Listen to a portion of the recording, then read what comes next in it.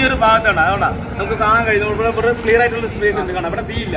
ഞാൻ കാണിക്കുന്ന ആ ഭാഗത്ത് തീയില്ല. ഓക്കെ, നമുക്ക് ഇവിടെ രൂപം കത്തിപ്പോയി എന്നിരിക്കുക. അപ്പൊ നമുക്ക് എങ്ങനെയാണ് ഈ സിലിണ്ടറിനകത്ത് തീ ഉണ്ടാവുക? അങ്ങനെ തീ ഉണ്ടെങ്കിൽ തന്നെ ഇതൊരു ഒരു റേഷ്യോ ഉണ്ട്, പ്രൊപ്പോർഷൻ ഉണ്ട്, എയറുമായിട്ട് പ്രൊപ്പോർഷൻ ഉണ്ട്. 2 മുതൽ 10% ഉണ്ടെങ്കിൽ മാത്രമേ ഇത് കത്തുള്ളൂ. അതുകൊണ്ട് തന്നെ നമുക്ക് ഇത് ഓണാക്കുമ്പോൾ കാണാൻ കഴിയും. സിലിണ്ടർ ഇതിനകത്ത് തീ കത്തിക്കഴിഞ്ഞാൽ ഇവിടുത്തെ ഇത്രയും ദൂരത്തോളം സ്പേസ് ഉണ്ടാവും. അത് എയറുമായിട്ടുള്ള മിക്സർ കറക്റ്റാക്കാൻ വേണ്ടിയിട്ടാണ് പ്രൊപ്പോർഷൻ. അങ്ങനെയാണ് തീ പിടുത്തം. നമുക്ക് അവിടെ നിന്ന് നമുക്ക് അണയ്ക്കാൻ പറ്റും. അതിന് അതുപോലെ നമുക്കൊരു ബക്കറ്റ് അല്ലെങ്കിൽ നനഞ്ഞ ഒരു നമ്മുടെ ബെഡ്ഷീറ്റ് ഉപയോഗിച്ച് നമുക്ക് തീ അണയ്ക്കാൻ പറ്റും. ഓക്കെ, നമുക്കത് കാണിച്ചു തരാം. അത് താഴത്തേക്ക് ഇറക്കി വയ്ക്കണം.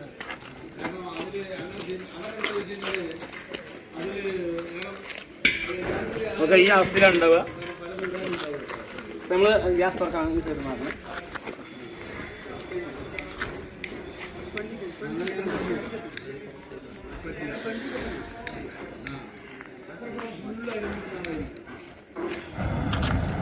ഈ ഒരു അവസ്ഥയിലാണ് തീ ഉണ്ടാവുക. ഓക്കെ, നമുക്ക് കാണാൻ കഴിയും. ഈ ഭാഗത്ത് കണ്ടില്ലേ, ഇതൊക്കെ ഈ ഒരു ഭാഗത്താണ്. അതുകൊണ്ടാണ് നമുക്ക് കാണാൻ കഴിയുന്നത്. ഇവിടെ ക്ലിയർ ആയിട്ടുള്ള സ്പേസ് ഉണ്ട്. കാണാം ഇവിടെ തീയില്ല. ഞാൻ കാണിക്കുന്ന ആ ഭാഗത്ത് തീയില്ല. ഓക്കെ, നമുക്ക് ഇവിടെ നമുക്ക് അണയ്ക്കാൻ പറ്റും. കാരണം അവിടെ ഒരു സ്പേസ് ഉണ്ട്. അവിടെ ഒരു എയർ സ്പേസ് അവിടെ ഉണ്ടാവും.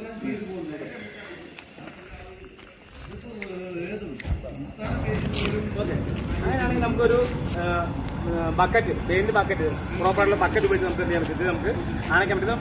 ഈ കത്തിക്കൊണ്ടിരിക്കുകയാണ്. നമുക്കത് അണയ്ക്കുന്ന രീതി എന്ന് പറയുന്നത് ഒരു ബക്കറ്റ് എടുത്ത് നേരെ അതിന് മുകളിൽ വെച്ചിട്ട് അണയ്ക്കുന്നു. അതിനുശേഷം ഓഫ് ചെയ്യുന്നു. അപ്പോൾ ഇവിടെ തീ കത്തുന്നത് അണയുന്നു. നമുക്ക് ഉടൻ തന്നെ റെഗുലേറ്റർ ഓഫ് ചെയ്യുന്നു. ഇനി നമുക്ക് അതുപോലെ തന്നെ നമുക്കൊരു ബെഡ്ഷീറ്റ് ഉണ്ട്. ഇപ്പോൾ ഈ ബക്കറ്റ് കിട്ടിയില്ല, അതിനുള്ള ബക്കറ്റ് ആണെങ്കിലേ പറ്റുള്ളൂ. അതുപോലെ തന്നെ ഇത് ഇടുന്ന രീതി എന്ന് പറയുന്നത് കറക്റ്റ് സ്ട്രൈറ്റ് ആയിരിക്കണം. ഈ ഒരു സ്ട്രൈറ്റ് ആണ് ഇടേണ്ടത്. അല്ലാണ്ട് നമ്മൾ ഇങ്ങനെ എടുത്തിട്ട് ഇങ്ങനെ മുകളിൽ ഇങ്ങനെ ഇട്ട് കഴിഞ്ഞാൽ ആവില്ല. ആ എയർ കട്ട് ചെയ്യില്ല.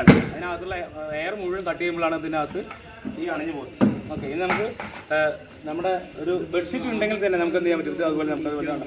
ഇത് വളരെ സേഫായിട്ട് ചെയ്യേണ്ട കാര്യങ്ങൾ അറിയണമെങ്കിൽ മാത്രം ചെയ്യാൻ പറ്റുള്ളൂ. നനച്ചായിട്ടുണ്ട്. കാരണം നനഞ്ഞില്ലെങ്കിൽ എന്ത് ചെയ്യാൻ ഇതിനകത്ത് തീ പിടിക്കാനുള്ളൊരു ചാൻസ് ഉണ്ട്. അതായത് നമ്മൾ എയറിനെ കട്ട് ചെയ്തിട്ടാണ്, നമ്മുടെ ഓക്സിജനെ കട്ട് ചെയ്തിട്ടാണ് ഇതിനകത്ത് തീ അണയുന്നത്. അതുകൊണ്ട് തന്നെ നമുക്ക് നനഞ്ഞു കഴിഞ്ഞാൽ കുറച്ചും കൂടി സേഫ് ആയിക്കണ്ട. ഇതുവരെ ഇങ്ങനെയാണ് ഇടുന്നത്. അപ്പോൾ ഇത് വെച്ചിട്ട് എങ്ങനെയാണ് നമ്മൾ തീ അണയ്ക്കുന്നത് ഒന്നുകൂടി കാണിച്ചു തരാം.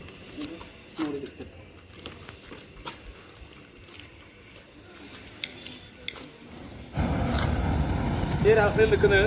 അപ്പം നമ്മൾ ചെയ്യേണ്ട കാര്യം എന്ന് പറയണ്ട, ഈ ഇതിൻ്റെ കത്തുന്ന തീയുടെ നേരെ ഓപ്പോസിറ്റ് നിൽക്കേണ്ടത് നമ്മുടെ മേലെ തീ നമ്മുടെ മേലെ തീ പിടിക്കാതിരിക്കാനാണ്. അത് നമ്മുടെ ഭാഗം ചെയ്തു നേരെ കണ്ട ജസ്റ്റ് ഒന്ന് ആക്കി കണ്ട നമ്മൾ തീ അണഞ്ഞു. ഓക്കെ, ഇത് നമ്മൾ